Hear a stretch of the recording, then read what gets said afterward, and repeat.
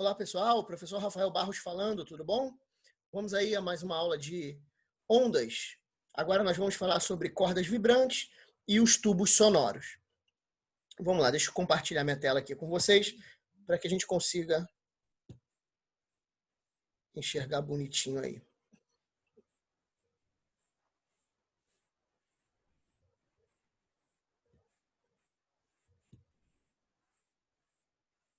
Tá aqui. Pronto. Então, a gente vai trabalhar agora as ondas estacionárias, né? Imagina o seguinte, que você gerou duas ondas idênticas que vão se propagar em sentidos opostos. É claro que elas vão se sobrepor, né? Vai haver pontos de amplitude de vibração máxima e pontos com amplitude de vibração zero, sem vibração, né? Esses pontos onde você tem a velocidade nula, né, a oscilação nula, a gente vai chamar de nó. Esse nó é um ponto que não vibra, ele é um ponto que sofreu interferência completamente destrutiva. Enquanto que os pontos onde você tem amplitude máxima de vibração, a gente vai chamar de ventre. São os pontos onde você tem a interferência completamente construtiva. Tá? E aí como é que fica o desenho dessas ondas interferindo? Fica com essa cara aqui, tá vendo? Olha. Então imagina uma corda de violão. Você dedilhou a corda de violão. Se você começar a dedilhar com uma frequência cada vez maior, ela vai assumindo formatos diferentes.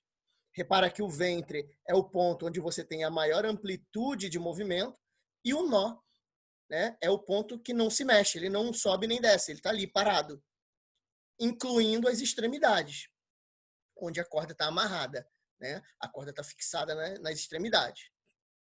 Importante para a gente, o comprimento de onda, você saber identificar um comprimento de onda e meio comprimento de onda. Tá? Então, vamos lá.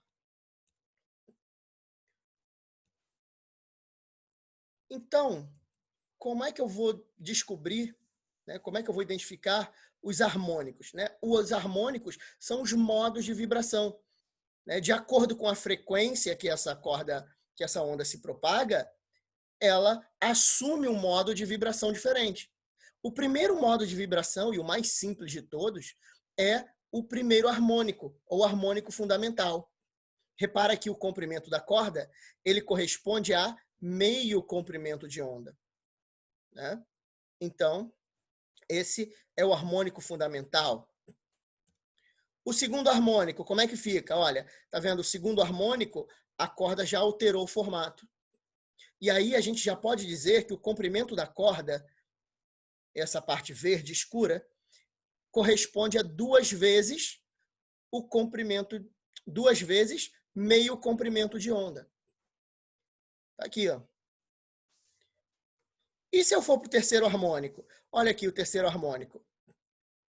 Tá vendo? Eu tenho aqui 3 vezes meio comprimento de onda. Então, ó, cada ondulaçãozinha dessa aqui corresponde a meio comprimento de onda.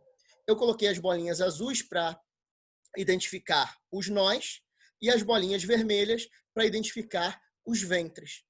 Tá aqui, ó. Então, de maneira geral, a gente pode escrever que a frequência de uma corda vibrante, né, uma corda de violão vibrando, ela pode ser escrita como NV sobre 2 vezes L, onde N é o harmônico. Repara que eu posso ter qualquer harmônico, ó, primeiro, segundo, terceiro, quarto e por aí vai. V é a velocidade de propagação sobre 2 vezes L, que é o comprimento da minha corda. Tá? Isso aí é a corda vibrante. Ah, o quarto harmônico. Não tem problema, o quarto harmônico é isso aqui, ó. 4 vezes meio comprimento de onda. Aí a brincadeira é justamente essa.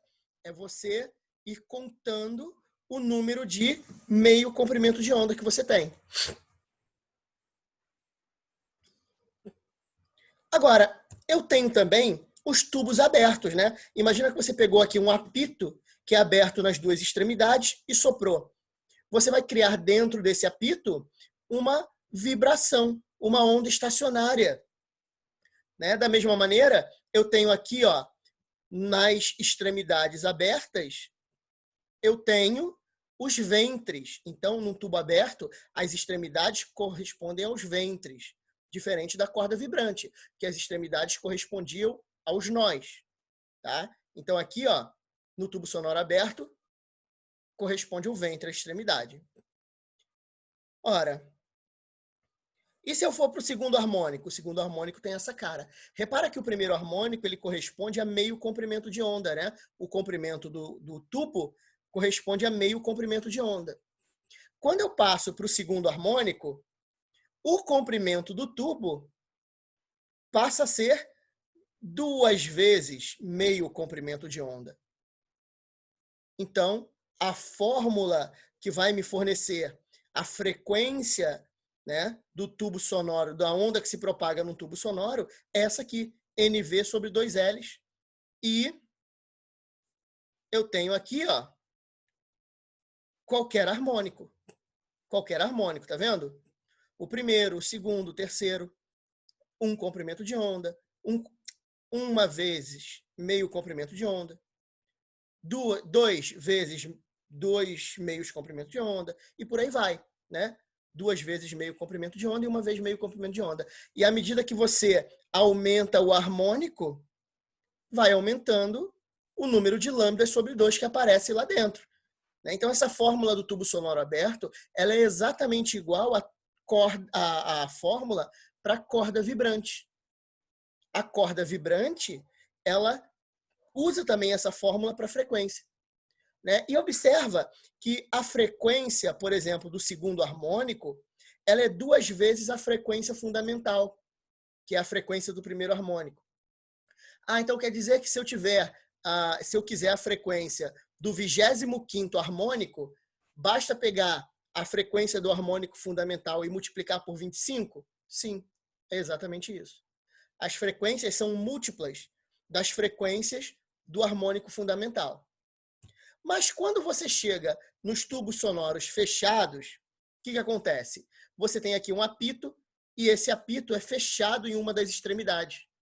Repara que na extremidade fechada você tem um nó e na extremidade aberta você tem um ventre. E que essa figura que aparece aqui no meio, ela corresponde a 1/4 de comprimento de onda.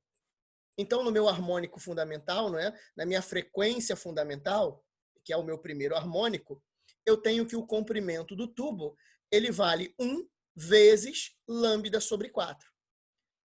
Então será que o segundo harmônico vai ser 2 vezes lambda sobre 4? Não. Por quê? O tubo sonoro fechado, ele não te dá harmônico par. Então você só tem harmônicos ímpares. Repara que ele pula do primeiro para o terceiro harmônico. E aí a minha fórmula, ela passa a ser NV sobre 4 vezes L. Olha, o detalhe aqui é 4, tá vendo? Já mudou. E o N? Mudou também, porque agora o N, que representa o harmônico, ele só pode ser ímpar, já que o tubo sonoro só produz harmônico ímpar. 1, 3, 5, 7 e por aí vai. Tudo bem, pessoal?